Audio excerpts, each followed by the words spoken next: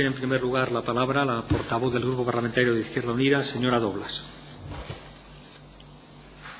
Gracias, señor presidente. Gracias, señor Maña, por esta declaración y porque de verdad esta comisión de investigación pueda, por una vez, oír la respuesta a las preguntas que se le hacen a quien ostentaba una responsabilidad política dentro de la Consejería de Empleo. Usted, viceconsejero, desde 2010 a 2012 con don Manuel Recio, es, permítame que lo diga así, uno de los autores del intento de legalizar el procedimiento que se venía utilizando hasta ese momento. ¿Podemos definirlo así, como una legalización del procedimiento? Bueno, yo creo que a eso ya me he referido con anterioridad en mi intervención y además un tiempo bastante largo, pero le contesto en cualquier caso. Nosotros entendemos que lo que hemos hecho ha sido un proceso de mejora administrativa, de mejora en los procedimientos, de mejora en las garantías, de mejora en los procesos de fiscalización, de mejora, pero en ningún caso, señoría, yo entiendo que la situación anterior era una situación de ilegalidad, como he explicado anteriormente. Pero, sin embargo, dice usted en ese proceso de mejora que es que no existía una normativa de subvenciones hasta 2003. Posteriormente, curiosamente, sigue manteniéndose el convenio de 2001, a pesar de que ya existe normativa, pero en todo caso existía una normativa estatal, existía una normativa europea, que también ese convenio se salta a la torera, puesto que no pone en conocimiento determinadas cantidades, en conocimiento ni de la Unión Europea, ni del Consejo de Gobierno, ni de todos aquellos que debían tener conocimiento de esas subvenciones excepcionales. Además, existe, digamos, una llegada y una inmediata puesta al trabajo en esa tarea, digamos, de descubrir irregularidades. ¿No es así? Le respondo. Yo, lógicamente, la acción concreta de la tramitación de los expedientes de los equipos anteriores difícilmente puedo darle respuesta, ¿no? Lo que sí le puedo decir es que nosotros, cuando llegamos, nos encontramos con la convicción de que estamos continuando un trabajo que tiene la totalidad, la legalidad total del procedimiento. Y con ese trabajo continuamos. Es más, el director general, nada más llegar, aprueba el cambio a encomienda, que es, como he leído anteriormente, lo que la intervención recomienda, fiscaliza el gasto en su totalidad del programa, y eso a este viceconsejero le da garantía suficiente para seguir trabajando en esa línea. Yo creo que no debemos confundir dos cuestiones. Una cuestión es la inexistencia de norma o la inadecuación de una norma, y otra, el mal uso y la mala aplicación de la norma. Valga el ejemplo. Por el hecho de que exista un accidente de tráfico, no se puede decir que el código de circulación sea ilegal. Habrá alguien que ha aplicado mal o se ha comportado mal. Permítame que le interrumpa, ya que esa apreciación ya la he hecho anteriormente. Pero existe un informe ya en julio, cuando ustedes habían llegado en abril, un informe interno elaborado por el señor Rivera, en el que ya se ponen negro sobre blanco determinadas deficiencias de ese procedimiento y donde efectivamente se materializa el sistema de encomienda de gestión, dando por concluido un sistema anterior que no es que supusiera un accidente de tráfico, es que daba la posibilidad continua de un accidente de tráfico, como usted ha dado, por ejemplo, ¿no? Ayudas que no se publican, ausencia de fiscalización previa, una transferencia de financiación que está destinada exclusivamente a compensar la cuenta de pérdida de una empresa y que se destina a subvenciones, luego que está destinada a una finalidad distinta, es un sistema perverso en sí mismo. No es que se esté produciendo a pesar de la norma, es que posibilitaba la propia norma la ausencia de control, no lo sometía a control. ¿No es cierto? Yo no voy a hacer las valoraciones que usted ha hecho. Lo único, como responsable, cuando llega a un equipo de dirección, analiza si ha habido alguna alarma, algún dato, algún elemento que aconseje, que le indique clara y fehacientemente que lo que se está haciendo es ilegal. Hay que distinguir entre lo razonablemente mejorable, lo obligatoriamente mejorable y lo ilegal. Si aquí hubiese habido, entiendo modestamente, algún procedimiento ilegal, algún mecanismo de los de intervención, Cámara de Cuentas, Parlamento, donde se han aprobado los presupuestos, habría o debería haber tomado alguna decisión de denunciar la irregularidad. Y eso a mí no me consta que se haya hecho. Lo que sí hace este equipo, y lo hace con mucho orgullo, es estudiar, en base a lo que entendíamos y entendemos que era un soporte jurídico legal, proceder a las mejoras correspondientes para mejor garantizar los derechos, no solo de los ciudadanos, sino los derechos de la Junta, de los recursos públicos de la Junta de Andalucía, y evitar efectivamente que esas irregularidades se siguieran produciendo, o si se producían, se produjeran en el menor caso posible. Perdóneme que termine, es que si no me cuesta mucho trabajo. Si no, mire, es más, fíjese el expediente de refinanciación que se monta. ¿Qué documentos lleva? ¿Qué informes jurídicos lleva? ¿Qué fiscalización lleva? Y a pesar de todo eso, después nos encontramos que hemos pagado unos gastos de adquisición por encima del mercado. Quiero decir que la norma siempre es susceptible de mejorar, y este equipo ha trabajado denodadamente, sin ningún tipo de limitación, para revisar todas las irregularidades que pudiera haber, enviarlas al juzgado y mejorar la norma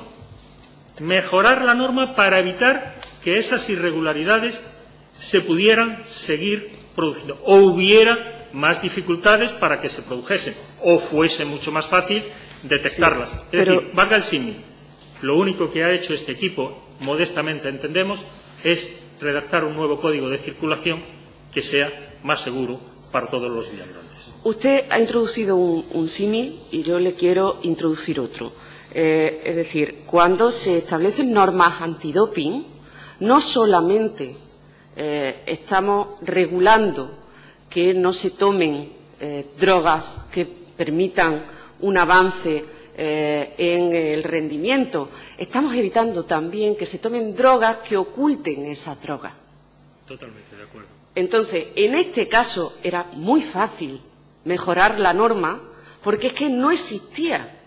Esa norma regulaba tan someramente el procedimiento que lo único que regulaba era evitar el control que se articulaba muy bien para todas las subvenciones, porque ya antes del 2003 existían subvenciones y estaban reguladas las subvenciones. Ya antes del 2003 se sometían al control de intervención, ya antes del 2003 se sometían a la fiscalización previa, a una serie de requisitos, a la publicación, a la convocatoria pública. Y todo eso es lo que se trata de evitar con el convenio de 2011, y por eso ustedes lo mejoran, ¿no es cierto? Nosotros, evidentemente, lo mejoramos. Ya le he respondido, señoría. Yo creo que he sido reiterativo en mis respuestas. Parece que la impresión que se tiene a la hora de entrar en la Consejería de Empleo es, digamos, de caos. Es decir, se encuentran sí. ustedes en la Dirección General de Empleo, por lo menos, con que no existen expedientes en la mayoría de los casos. Hay constancia por parte de una de las participantes en dicha reunión de que existe un fin de semana de trabajo, 20 y 21 de noviembre de 2010, en la Consejería de Empleo, en la que, como ella señala, se reorganizan expedientes. Incluso señala que usted y el consejero están ese fin de semana en la Consejería de Empleo, en concreto el domingo aparecen por allí. ¿Tiene usted constancia de que en ese momento se estaban reorganizando los expedientes?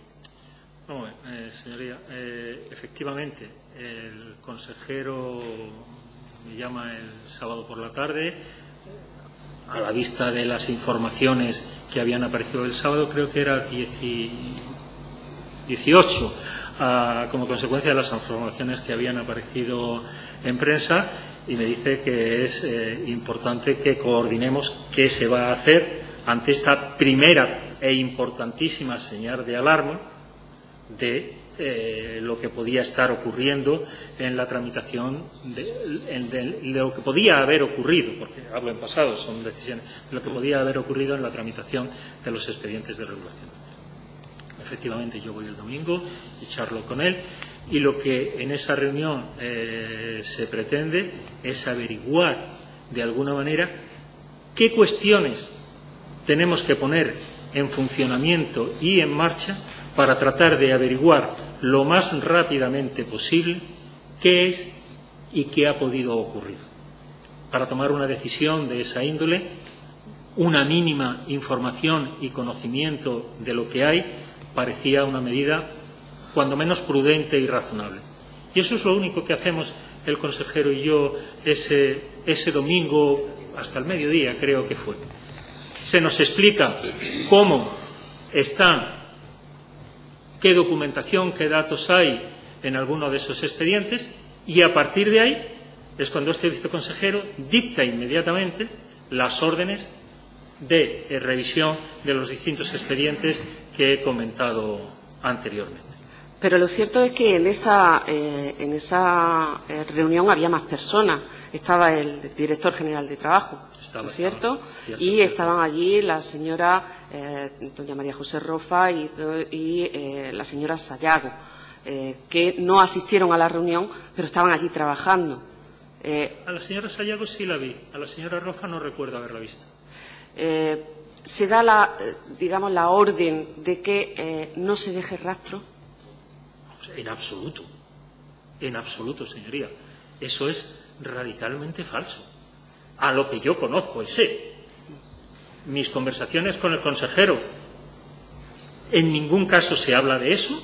Es más, el consejero, como he comentado anteriormente en mi intervención, desde el primer momento comunica a todo su equipo su voluntad de investigar absolutamente todo lo que haya, llegar hasta el fondo de todo lo que haya, y es una palabra que yo creo que él ha utilizado algunas veces, incluso en sede parlamentaria, caiga quien caiga. Por lo tanto, las instrucciones y la voluntad del consejero, las mías propias, y también, como he dicho, las del presidente en cada vez que nos hemos encontrado, no me las ha reiterado, es que se procediera a investigar todo lo que había, todo lo que existiese, de la manera más rápida. Porque se tenía conciencia de que existían numerosas irregularidades. Porque quería saberse lo más rápidamente posible y con el máximo rigor lo que existía. Una cosa es tener clara y contundente voluntad de averiguar la verdad, y otra cosa es otra cosa que no voy a valorar. Este equipo tenía clara y contundente voluntad de conocer la verdad, toda la verdad y lo más rápidamente posible, y obrar en consecuencia de los resultados obtenidos en esos procesos de investigación. En ese proceso de averiguar toda la verdad, ¿en algún momento contemplan averiguar cuál es la responsabilidad política de cada cual? Es decir, había antecesores en el cargo que, evidentemente, tenían que tener una responsabilidad, al menos invigilando, de todo aquello que había pasado. En ningún momento se comenta con el partido esa responsabilidad política. Yo no. Yo no. Como Yo no. ¿Se comenta con el Consejo de Gobierno? Yo no. ¿Lo comenta usted con el consejero? ¿Responsabilidades políticas en este aspecto? Tampoco. Mire usted, en ese momento, repito, yo creo que por tercera o cuarta vez, lo único que al consejero, a este consejero y a su equipo de dirección le interesa es tener una foto, una imagen lo más precisa posible de cuáles son las posibles irregularidades que pudiera existir.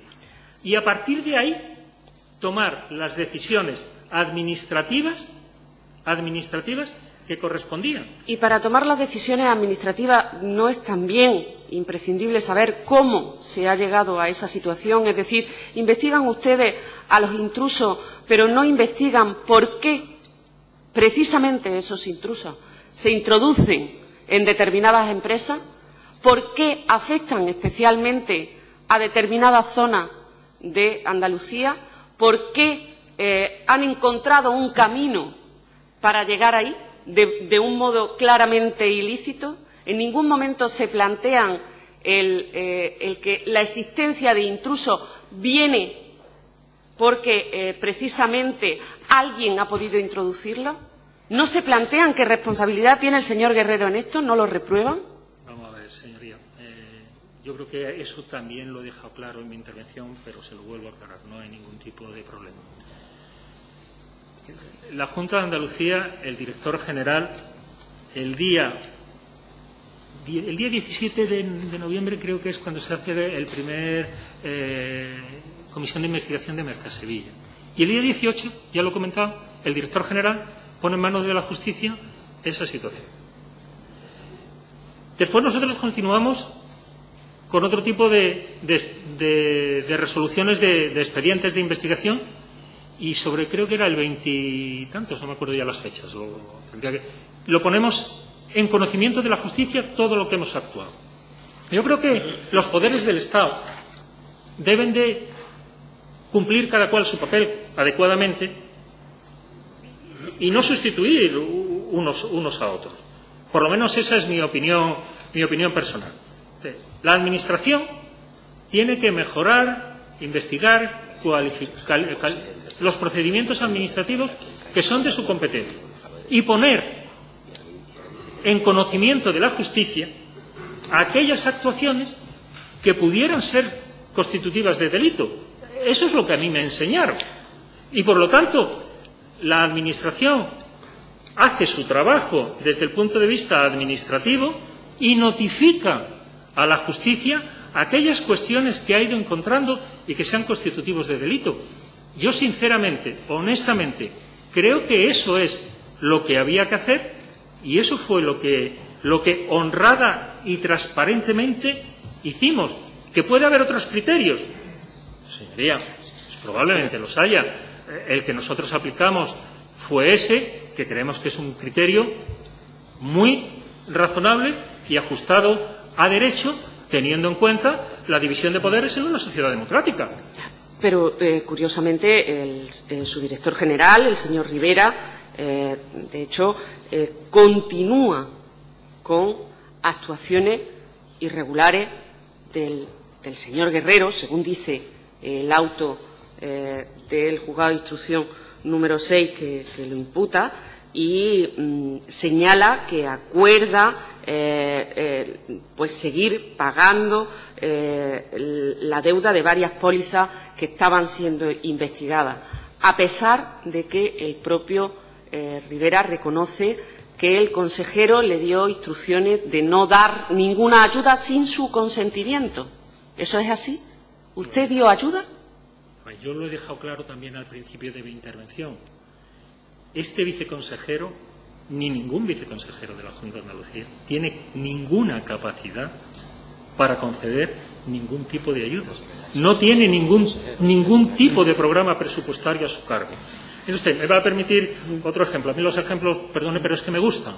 En matemáticas se habla de la condición necesaria y suficiente, y aquí estaríamos hablando de que la firma del viceconsejero es innecesaria, porque no hace falta para un expediente de gasto, e insuficiente, porque aunque firmase, tampoco tiene validez. Las competencias de la viceconsejería no afectan. Pero lo cierto es que se da esa orden política. Aquí estamos valorando la responsabilidad política. ¿Tiene usted el poder de autorizar al señor Rivera la concesión de nuevas ayudas? No, en absoluto. Pero quiero explicarle este tema. Mire, uno de los elementos o una de las cuestiones que a poco tiempo de llegar se pone en mi conocimiento es la situación, digamos, presupuestaria de dicho programa, en donde claramente se ve que hay comprometido gasto no solo para el ejercicio en curso, sino para siguientes ejercicios. Un mínimo de prudencia en la gestión del gasto es comunicar al director general responsable de la ejecución del gasto, contente, antes de conceder algún tipo de ayudas, comentémoslo, hablémoslo y veamos la procedencia o no, y aquí sí, la necesidad o oportunidad social, económica y, si me apura, política, para proceder a esa ayuda.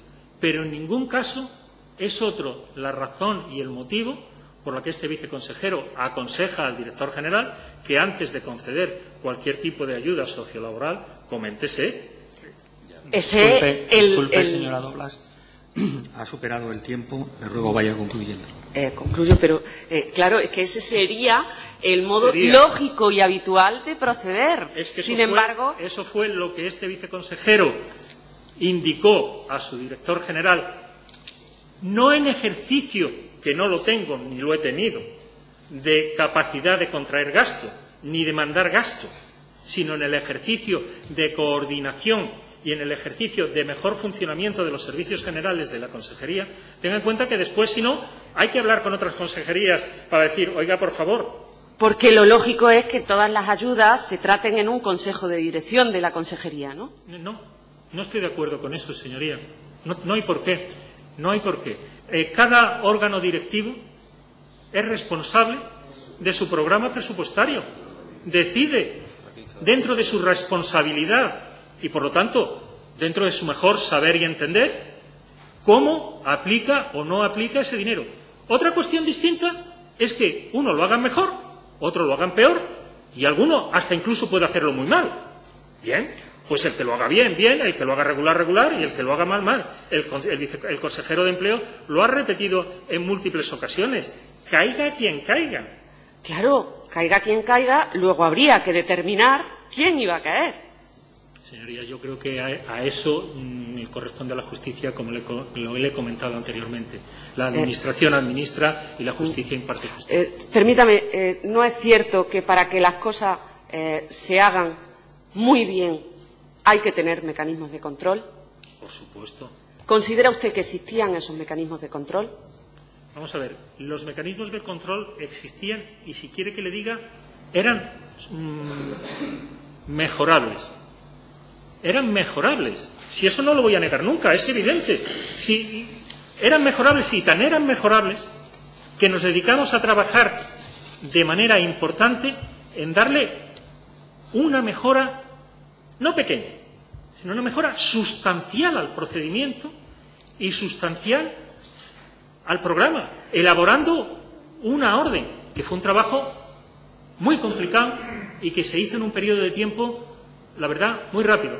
Después tuvimos muchas críticas con respecto al contenido de la orden, porque si faltaba, si sobraba, porque si la técnica jurídica era... En fin, pero la orden ahí estaba y yo creo que ha sido un hito muy importante en la mejora y en el esclarecimiento de la utilización de los Pues, recursos públicos. dígame cuáles son, porque considero que no existían. Perdón, señora Doblas, ahora sí que le ruego que vaya concluyendo, definitivamente. ¿Cuáles eran esos mecanismos de control que, según usted, existían? ¿Cuáles eran? Estaba el informe de la Cámara de Cuentas, los informes presupuestarios, es decir, pues los normales con respecto al procedimiento que se había establecido, señoría. No hay más preguntas. Muchas gracias. Por tanto, tiene la palabra la portavoz del Grupo Parlamentario de Izquierda Unida, señora Doblas. Gracias, señor presidente. Usted, señor Maña, ha aludido en su intervención anterior a que existe una separación de poderes y que Perdón, es que he perdido una palabra. A que existe una separación de poderes y que corresponde al Poder Judicial la investigación y el juicio de las conductas tipificadas como delito. Sin embargo, yo quisiera aclararle que, a nuestro entender, no vale ampararse en esta división de poderes para que el Poder Ejecutivo, el Poder Político, también dimita de valorar la responsabilidad política y de explicársela al pueblo andaluz. Usted dice que su equipo, cuando llega, constata y descubre que hay múltiples personas que han cobrado cantidades por su supuesto despido de empresas para las que nunca han trabajado y que han supuesto mucho dinero público, hasta el punto que antepone la garantía de ese dinero público a que otros trabajadores que estaban en la legalidad sigan cobrando. Dice que su equipo descubre que se ha otorgado una millonada de dinero público a empresas que ni tienen actividad ni tienen trabajadores, que se ha pagado a comisionistas y asesores indebidamente. Es decir, constatan todo este escándalo hecho con dinero público, pero se escudan en que van a colaborar con la justicia y no le dan una explicación política al pueblo andaluz, no le responden a millones de andaluces indignados que estaban exigiendo una explicación. Es más, no le piden explicaciones, he creído entender, a sus compañeros que les precedieron. No hablaron con Guerrero para decirle qué es lo que ha pasado, cómo ha sido posible que esto ocurra, quiénes son esos intrusos. No hablan tampoco con don Antonio Fernández para decirle quiénes son. No hablan con Viera, no hacen un mapa de a dónde van destinadas las ayudas. Están colaborando con la justicia, faltaría más, pero hay un silencio cómplice sobre la actuación y la responsabilidad de los compañeros de partido que le preceden en los cargos. ¿No es cierto? Vamos a ver. Yo no he utilizado. Usted ha puesto en mi boca algunas palabras que yo no he utilizado en mi intervención. Por lo tanto, Perdón. Simplemente una matización. No he podido explicarle por mor del tiempo las cuantías, si quiere se las comento ahora, de recuperación. No, estoy preguntando si valoran el preguntarle cómo se introducen esos intrusos, quiénes son, por qué están ahí. Creo que he entendido la pregunta. Mire usted. El máximo responsable de la consejería, como ustedes perfectamente conocen, es el consejero de Empleo. Y el consejero de Empleo en esta sede ha comparecido tantas cuantas veces ha hecho falta y tantas cuantas veces se le ha requerido. Yo tengo por aquí, si quiere se lo doy, porque me han hecho el trabajo de buscar todas las comparecencias, las preguntas parlamentarias, las respuestas a las preguntas parlamentarias. Por lo tanto, entiendo que a quien corresponde dar la respuesta política, que es al consejero, la ha dado de manera suficiente, fehaciente y reiterada tantas cuantas veces la sociedad se lo ha demandado, a través de esta Cámara o a través de los medios de comunicación. Pero no ha sido solo el consejero de Empleo el que ha hablado de las responsabilidades políticas, que es donde usted está centrando, señoría, la pregunta, sino el presidente y otros miembros del Gobierno han comparecido públicamente dando todas las explicaciones que han considerado que el pueblo andaluz necesitaba. Yo le rogaría se ciña un poquito, porque tenemos muy poco tiempo y hemos tenido que aclarar muchas cosas porque los que le han precedido en las comparecencias no han querido aclarárnoslas. Yo creo que la respuesta fue insuficiente, muy insuficiente. Sigo con las preguntas. ¿qué legalidad es esa que usted defiende, que permite que ayudas multimillonarias que exceden el límite impuesto para la comunicación al Consejo de Gobierno no se comuniquen efectivamente al Consejo de Gobierno? ¿Para qué considera usted, si el procedimiento no era opaco, que se establecen los requisitos de publicidad, de control previo, de fiscalización del gasto en el caso de subvenciones? Porque usted, curiosamente, habla de subvenciones, que es lo que nosotros entendemos que eran, solo que muy arbitrarias y muy discrecionales. Y si eran subvenciones, ¿por qué no se sujetan a esa partida presupuestaria? Señoría, yo he utilizado el término subvenciones en el término no estrictamente jurídico de técnica contable de la palabra subvención. He utilizado el término subvenciones desde el punto de vista de que se entienda a la gente normal de qué es lo que estábamos hablando, de transferencia de dinero público a determinadas personas. Esa transferencia de dinero público, la he comentado anteriormente y ese es mi criterio, se ha hecho con la normativa legal vigente en cada momento. Y repito, y esa normativa legal vigente era susceptiblemente mejorable en sus apartados de información, transparencia, publicación, fiscalización, todos los que usted ha comentado. Estoy totalmente de acuerdo con usted, señoría, pero una cosa es la mejora de un procedimiento y otra cosa es declarar ese procedimiento ilegal. Y, señoría, yo sigo entendiendo que esos procedimientos no eran ilegales y si lo hubiesen sido, alguien desde cualquiera de las instancias públicas conocedora antes que nosotros de esa situación debería de haberlo puesto en conocimiento general y particularmente de este equipo. Es lo que le puedo decir, señoría. De sus palabras se deduce que, dado que el procedimiento no era oculto, la Consejería de Hacienda es la primera que tiene pleno conocimiento del destino de las distintas partidas presupuestarias de los fondos de la 31L, es decir, de esas transferencias de financiación que no se estaban adecuando al destino finalista. Sí, simplemente a efectos que no sé si lo tengo por aquí. Le he comentado antes una hoja de una ley, que es la Ley de Presupuestos, que es una ley que impulsa la Consejería de Hacienda. Y esto era conocido no solo por la Consejería de Hacienda, sino por todo el Parlamento. Y en las leyes de presupuestos aparecen las aplicaciones, las partidas, el mecanismo, las cantidades.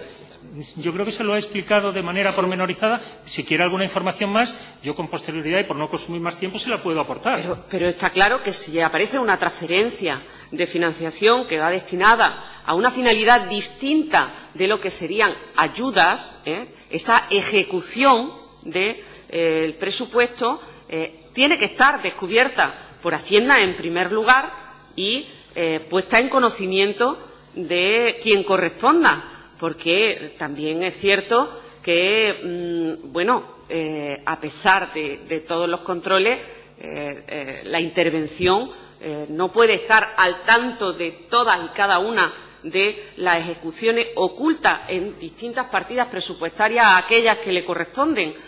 Si en la ejecución presupuestaria Hacienda conoce que esa transferencia de financiación no se está llevando a cabo correctamente, hay una responsabilidad a la hora de llevarlo a intervención, de controlarlo o de corregirlo.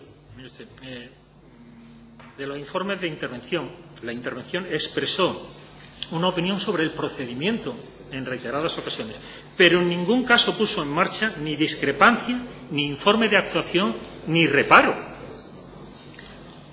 Pero sí hay un informe de intervención. ¿De qué fecha puede usted...? Disculpe, señora Dolas, que era un minuto. Sí. ¿De qué fecha es ese informe de intervención? Vamos a ver si lo tengo por aquí. Si quiere, no sé si lo tendría que buscarlo. Se lo doy después para no consumir tiempo. No pretendo. Sí. Cuando descubren todo el tema de las aseguradoras, se reúnen... Verá, ya lo tengo. Es del ejercicio, el que yo he leído es del ejercicio 2009 y entra en la consejería, pues, de memoria. Tendría que... en el mayo, junio de 2012. Entra en la... Tengo que mirarlo. Es del 2009 y no me he traído porque eran 3 o 4 hojas y me he traído la primera, pero... Cuando descubren todo el tema de la aseguradora, se reúnen, convocan la comisión de seguimiento, advierten a la intervención general, pero ahí no lo envían a la justicia. Me ha parecido entender que ahí no hay comunicación a la justicia sobre lo que había pasado con la aseguradora. Yo creo que una cosa es un delito, que es lo que hay que enviar a la justicia, y otra cosa es un pago injustificado y por encima de lo previsto con respecto a lo que son los caudales públicos de la Junta de Andalucía. La que identifica en primer lugar esta situación es la propia Cámara de Cuentas, que nos lo pone en conocimiento, y a partir de ahí se monta una reunión. Además, en una de ellas, en la que viene Generali, está la Cámara de Cuentas, en los que le explicamos a Generali cuál es la situación y cuáles van a ser las decisiones que la Consejería va a tomar y que he explicado con respecto a la posible, exceso de cobro por parte de estos intermediarios. O sea, que existan comisionistas en las... Que existan comisionistas ocultos por las aseguradoras que desvíen fondos públicos a comisionistas, eso no lo consideran delito. Por lo que yo me he informado, la figura del comisionista es una figura legal establecida en la Ley de Seguros. Por lo tanto, el hecho de la existencia del comisionista en sí es que además creo, y esto tómemelo con las cautelas, creo que es que además para tramitar una póliza de seguros de esta índole... Ocultos, le he dicho ocultos. No, por eso. Entonces, ¿de qué se trata? De si esos comisionistas han cobrado adecuadamente o por encima de lo que le correspondía por su trabajo. Y eso es lo que en el momento que se tiene la primera sospecha, se habla con las compañías, se le pide información y una vez que se tiene esa información se procede a la paralización de pago, como he comentado anteriormente. Muchas gracias.